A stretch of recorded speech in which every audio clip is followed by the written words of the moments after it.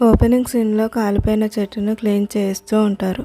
అప్పుడే రామకృష్ణ అక్కడికి వచ్చి ఈ ఎస్ఐ రామకృష్ణతో వీరన్న బాడీ కనిపించడం లేదని చెప్తాడు. అలాగే అతని గుడిసె ఆధారాలు వెతకాలనుకుంటే మొత్తం కాలిపోయిందని చెప్తాడు. వీళ్ళు మాట్లాడుకుంటూ ఉండగా అక్కడికి గూడెం పెద్ద పశుపతి వస్తాడు.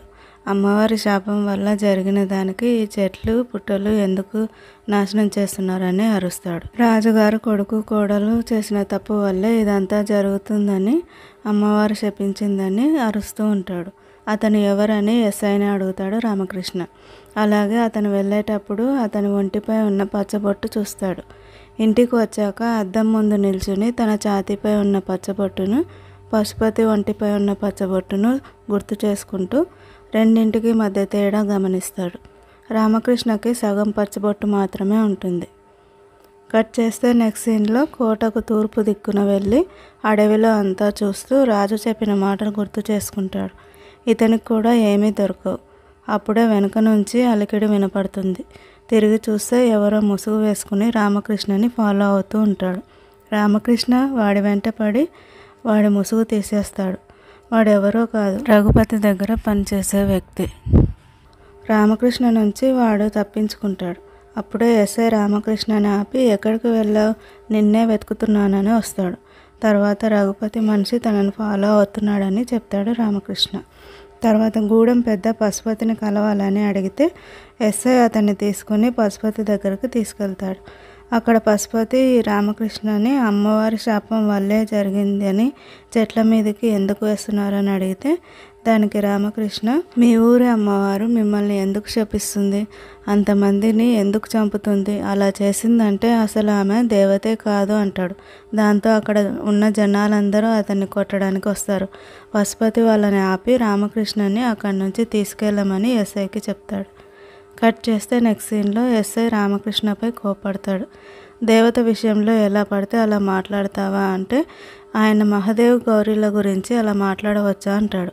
ఎవరి గురించి మాట్లాడితే నీకెందుకు, వాళ్ళు ఏమైనా మీ అమ్మ నాన్న లేక ఈ ఊరేమైనా మీ తాతగారిదే అంటాడు. దాంతో రామకృష్ణ నిజం చెప్పేస్తాడు. అయితే మీ తాతకి నిజం చెప్పి మీ అమ్మని తీసుకురమ్మని చెప్తాడు. ఇక్కడ ఏదో ప్రమాదం ఉంది, అందుకే అమ్మ ఎన్ని సంవత్సరాలు ఈ ఊరికి దూరంగా ఉంది.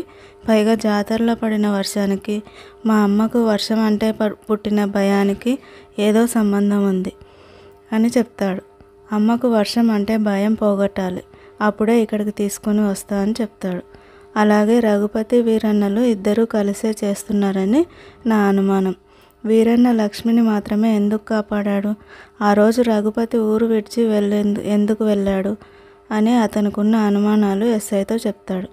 అప్పుడే ఒకతను వచ్చి రామకృష్ణని రాజుగారు పిలుస్తున్నారని చెప్తాడు. రాజు తన అల్లుడు రఘుపతితో కలిసి భోజనం చేస్తూ ఉంటాడు. అప్పుడే రామకృష్ణ వస్తాడు. అతన్ని కూడా భోజనం చేయమని చెప్తాడు.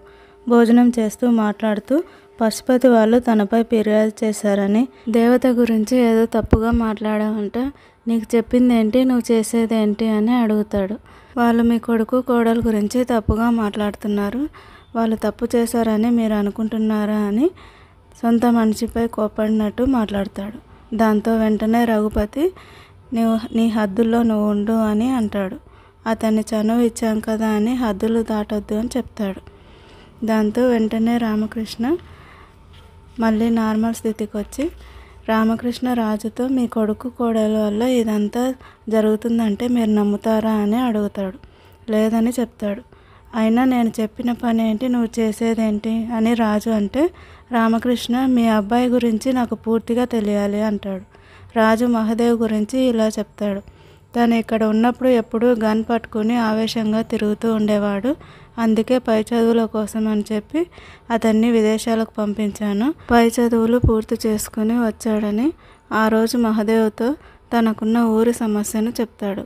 విప్లవం పేరుతో గుడిలో మాంసం వేశారని, ఆ విషయంపై ప్రభుత్వానికి లేఖ రాయాలా వద్దా అని ఆలోచిస్తున్నా అని చెప్తాడు. దానికి మహాదేవ్ లేఖ రాయండి నాన్న అని నాకు ధైర్యంగా చెప్పాడు. తర్వాత మహాదేవ్ చెల్లెలు ఎవరినో ప్రేమించిందని, అతను ఒక విప్లవకారుడని చెప్తాడు. ఇద్దరు చదువుకున్నారు, ఏది మంచో ఏది చెడో వాళ్ళకి తెలుసు. ఇద్దరికి ఇష్టమైతే పెళ్లి చేయమని చెప్తాడు. ఆ తర్వాత పశుపతి వచ్చి వాళ్ళ గూడెం అమ్మాయిని గూడెం అబ్బాయికే ఇచ్చి పెళ్లి చేస్తామని, మీ అబ్బాయిని అదుపులో ఉంచమని చెప్తాడు. మహదేవ్ ఆ అమ్మాయికి మాట ఇచ్చానని ఆ అమ్మాయిని తీసుకుని పెళ్లి చేసుకుని అడవిలోనే ఉండిపోయాడు. ఏడాది తర్వాత మనవడు పుట్టాడు. ఒకరోజు జాతర జరుగుతూ ఉండగా పేరు పెడుతూ బాబుకు పచ్చబొట్టు వేస్తుంటే మధ్యలో వచ్చి ఆపేసి తన భార్య బిడ్డను తీసుకుని వెళ్ళిపోయాడని, అదే రోజు రాత్రి చావు బతుకుల మధ్య కనిపించాడని చెప్పాడు. ఇదంతా విని రఘుపతి సగం భోజనం చేసి చేతులు కడుక్కొని అక్కడి నుంచి వెళ్ళిపోతాడు.